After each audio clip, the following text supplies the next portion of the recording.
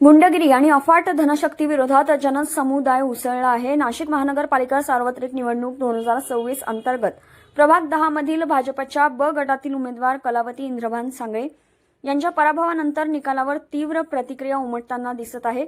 समर्थकांकडून गुंडगिरी, दडपशाही, छळकपट आणि प्रचंड धनशक्तीचा वापर केल्याचा गंभीर आरोप करण्यात येत असून या कथित अन्यायाविरोधात सामाजिक कार्यकर्ते इंद्रभान सांगळे यांच्या समर्थनार्थ जनसमुदाय उसळलाय। निकालानंतर सांत्वन व सहानुभूती व्यक्त करण्यासाठी हजारो नागरिक एकत्र जमले होते।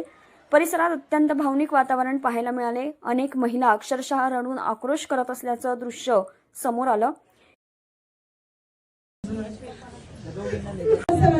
आम्ही शेवटपर्यंत आम्ही फक्त सांगा आपल्याला नगरसेवक म्हणून आम्ही चालू आणि त्यांना न्याय आपण आपल्या प्रकार करू पण नाही आपण बोलले नाही। आता त्या दिवशी इथे जेवढे उपस्थित आहेत सगळ्यांना त्यांनी तो हल्ला केल्यानंतर तरी आपण नाही आपल्याला असं राजकारण करायचं नाही। आपला तो बिंद नाही त्यांनी ती कंप्लेंट केली। पोलीस सुद्धा त्याविषयी गप्पा होते पूर्ण। पोलीस सुद्धा म्हणजे लोक मतदानाला येत होते, काठ्यांनी लोकांना अडवायचे आणि लोक म्हणायचे आम्हाला मतदान करू द्या, लोक काय तुमच्या वाचून काय अटकत नाही निघाय या भाषेमध्ये असे सगळा प्रकार घडलेला आहे। मी बघितलं माझ्या डोळ्यांत ताई बोललो आणि तुम्ही का माझा बळी घेताय? मला सांगायचे तुम्ही फक्त तुमचं काम नाही बा, यंत्रणा राबवणं तुमचं, तुम्ही जनतेमध्ये जा, तुम्ही जनतेला बोला, तुम्ही सांगा, मी जनतेत जायचं। कारण मला मी दुसरी टीम करू शकलो असतो परंतु माझ्या पत्नीचा प्रॉब्लेम होता, त्याच्यामुळे मला पॅनल सोडून बाहेर जाता येत नव्हतं। आणि या सगळ्या गोष्टी घडत असताना मतदानाच्या आदल्या दिवशी मला क्लिअर कट चित्र तयार झालं होतं। माझ्या सगळं कोणी बोलत नाही, मी यांच्या त्या वार रूम मध्ये यांना ठेवलं, यांच्या बरोबर हे गेले का दरवाजा लावून घ्यायचे, बोलायला गेलं का वाद करायचे। आणि या सगळ्या यंत्रणा ज्या आहेत त्यांनी त्या पद्धतीनं त्यांचे सगळे आपसामध्ये सगळं विचार विनिमय होऊन त्यांनी माझा घात केलेला आहे। त्याच्यानंतर तुमच्या आपले मंडळाचे सगळे बी आपले पदाधिकारी हे सुद्धा तुम्हाला रिपोर्टिंग करतील, काय काय कुठं काय काय घडत होतं। एकही पदाधिकारी त्याचा दोष नाही, मी मात्र त्यांना सातत्यानं त्यांच्या संपर्कात जात होतो, परंतु मी झोपवले होते त्याच्यामुळे ते काही मदत करत नव्हते। आणि कोण 11 नंबर मध्ये गेला असेल, कोण 9 नंबर मध्ये गेला असेल, या सगळ्या घटना घडत गेल्या। आणि उमेदवारी देत असताना तुम्ही माझा उपकार केलेले, उमेदवारी दिल्यामुळे काय झालं का मला माझी जी लेवल आहे ती लेवल कळाली। आणि आम्हाला आता या ठिकाणी तुम्ही आमच्यापर्यंत आलेले आहे, मी तुम्हाला या सगळ्या जनतेच्या समोर सांगतो, राजकारणाबाई भाऊ मी एका कंपनीचा कामगार आहे, बिल्डर म्हणून फक्त एक वर्षभराची एक साईड तिच्यामध्ये पण मार्केटमधून पैसा उचलायचा आणि कुठंतरी छोटंसं करत राहायचं, प्रायव्हेट बांधकाम करायचे। याच्यातून कुठंतरी मी थोडस पुढे आलो, पण पुढे आल्याच्या नंतर सुद्धा मला जे काही तेवढं अपेक्षित यश मिळालं नाही। मी आता तुम्हाला या ठिकाणी एवढंच सांगतो, यापुढे मला राजकारण करायचं नाही। मी माझं कुटुंब, माझ्यावर प्रेम करणारे सगळे लोक यांच्या सुखदुःखामध्ये कामं येईल। तुम्हाला विनंती एवढीच करणार आहे, ह्या आमच्या यावरच्या परिसरातील लोकांना कुठंतरी तुम्ही न्याय द्या। तो न्याय द्या म्हणजे यांना कुठंतरी असं हे वाटलं पाहिजे का कोणीतरी आमच्या बरोबर आहे। आता असणारी जी माणसं आहे ती आमच्या माणसाला न्याय देऊ शकत नाही, कारण त्यांना पूर्णपणे कळालेलं आहे या माणसाने कोणासाठी काम केलेलं आहे, ही माणसं कोण आहे। त्यामुळं आम्ही फार दुःखी आहोत, कारण 25 वर्ष म्हणता कशाला भाऊ, 25 वर्ष मी सातत्यानं या जागेसाठी प्रयत्न करतोय आणि माझा पराभव होताना असा होतोय का ते माझं नशीब काय काय कळत नाही। आणि यांना किती दिवस मी ठरवू, कुठल्याही प्रकारची अपेक्षा नाही। कोणी सुट्ट्या टाकल्या, मुलांनी कुणी रिक्षावर जात होते, सगळे थांबवून माझा प्रचार करत होते। आणि या सगळ्या याच्यामध्ये मी बळी ठरलेलो आहे, मला कोणाचं नाव घ्यायचं नाही, परंतु 100% सांगतो तुम्ही त्याचा तपास करा आणि तपास केल्याच्या नंतर जी माझी हानी झाली ती माझी काही भरून निघणार नाहीये।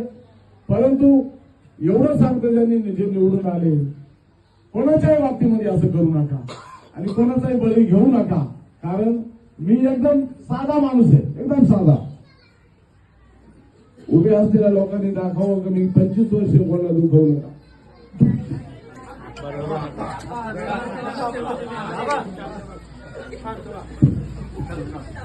फक्त वापर करून घेतला बस या माणसाला. आम्ही ताई पूर्ण लोकांना यावेळी उपस्थित नागरिकांनी आम्हाला न्याय द्या आणि आमच्या उमेदवाराला स्वीकृत नगरसेवक म्हणून नियुक्त करा अशी थेट मागणी उपस्थित आमदार सीमाताई हिरे यांच्याकडे केली.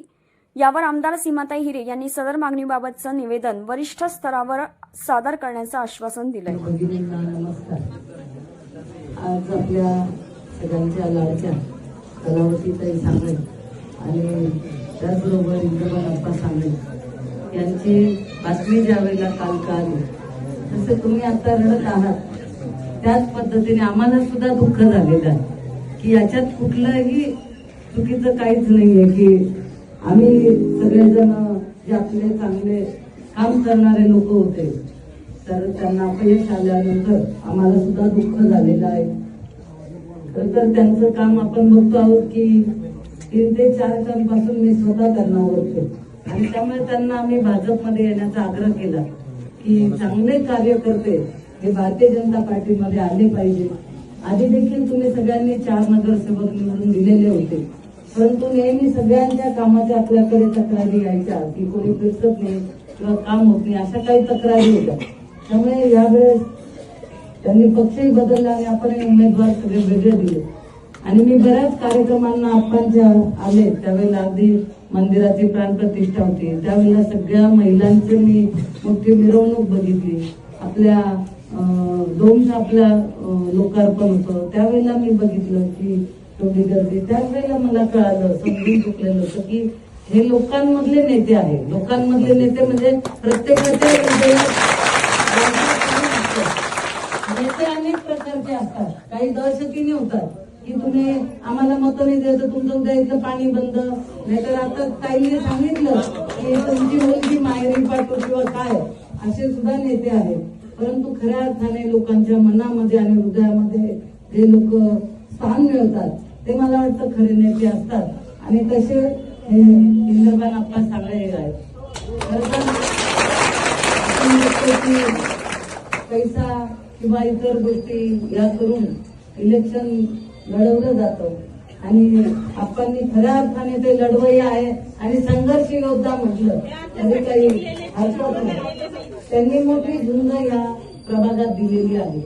अगदी मला फोन आला की योगेश कुवरला ज्या वेळेला मारहाण झाली त्यावेळेला माझे तर सतत फोन कारण माझ्याकडे हाच एक प्रभाग नाही तर असे 12 प्रभाग होते. तुम्ही सगळ्यांनी बघितलं असेल की सिडकोमध्ये काय प्रकार झालं फॉर्म पडून असेल तिथे सुद्धा खूप मोठ्या प्रमाणात आम्हाला सगळ्यांना त्रास झालेला आहे. तरी देखील सातपूरमध्ये आपल्याला खूप चांगलं प्रतिसाद मिळाला आणि त्याचबरोबर ज्या व्यक्ती आपल्या मनात होत्या त्या सगळ्यांना आपल्याला आयबी फॉर्म देण्यात आपण यशस्वी झालो आणि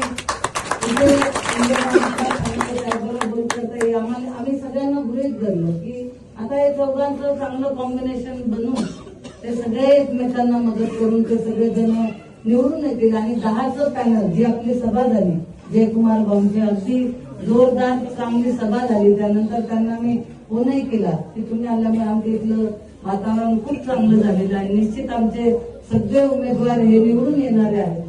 सातपूरमधले जे प्रभाग आहे 8, 9, 10, 11 आपला पूर्ण आला त्याचबरोबर 9 आपला पूर्ण आला आणि 10चा पण आम्ही गृहीत धरलेला होता.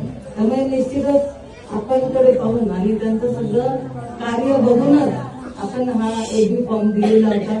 इथे लढत मोठी होती कारण पक्ष पण आता खूप झालेले आहेत. शिवसेना 2 आहेत त्याच्यात वेगवेगळे पक्ष आहेत वेगवेगळे उमेदवार होते परंतु अशा पद्धतीने निवडणूक लढतील असं मला तरी असं अपेक्षित नव्हतं कारण आपण एका पक्षाचे आहोत आपण जवळचे आहोत आणि त्यामुळे सगळ्यांनी एकमेकांना सहकार्य केलं पाहिजे. हे तर बघा एका 5 मिनिटाच्या आखेवर एवढे लोक जमलेले यांना तर कोणती कल्पना नव्हती की मी येणार आहे किंवा माहिती होतं. मला दिवसभरात इतके फोन महिलांचे आले तुम्ही कधी येणार आहे आम्ही तुमची वाट पाहतो आणि त्यामुळे तुमच्याकडे आशेने बघणारे सगळे लोक आहेत. कोणी थांबवल्याने आपण थांबत नसतो. मी तुम्हाला शब्द देते की आपल्याकरता मला जे काय मला पूर्णपणे प्रयत्न मी करेन की तुम्हाला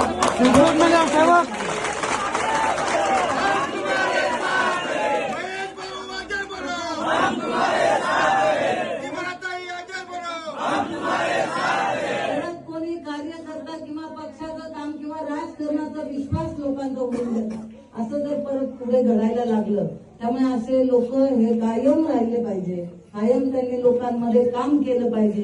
जीवाभावाचे माणसं ते जपणारे लोक आहेत. प्रयत्न करेल पण आपणची साथ ही आम्हाला कायम लागेल, कारण त्यांच्यासारखे लोक हे काम करणारे आहेत. तुम्ही सिक्रोनगर सेवक पद दिलं तर कायम साथ राहील. मी स्वतः डोळ्यांनी बघितलंय की एक अगदी छोटस मंदिर होतं, परंतु त्यांनी इतकी धडपड, जे कोणी समोरचे निवडून आलेले आहेत, तुम्ही बघितलं असेल की त्यांनी वेळोवेळी प्रेस घेऊन काही ना काही करून आम्हाला सुद्धा त्रास दिलेला आहे. तुम्ही आप्पा सुद्धा साक्षीदार आहेत या गोष्टीला, तुम्ही सुद्धा सगळेजण साक्षीदार आहात की जे कोणी समोरचे निवडून आले त्यांच्या. या प्रसंगी भाजपा नेते महेश हिरे, माजी मंडल अध्यक्ष राजू दराडे यांच्यासह अनेक पदाधिकारी उपस्थित होते. नेत्यांनी कार्यकर्त्यांचं मनोबल वाढवत सत्य आणि लोकशाहीच्या लढ्याला बळ देण्याचं आवाहन केलं. स्थानिक नागरिकांच्या मते निवडणूक प्रक्रियेत मोठ्या प्रमाणावर धनशक्ती आणि दबाव यंत्राचा वापर करण्यात आला.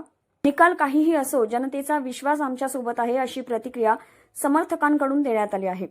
पराभव असूनही उमेदवाराच्या पाठीशी उभा राहिलेला हा जनसमुदाय लोकशाहीसाठीचा संघर्ष असून संपलेला नाही हेच स्पष्टपणे दर्शवतो आहे.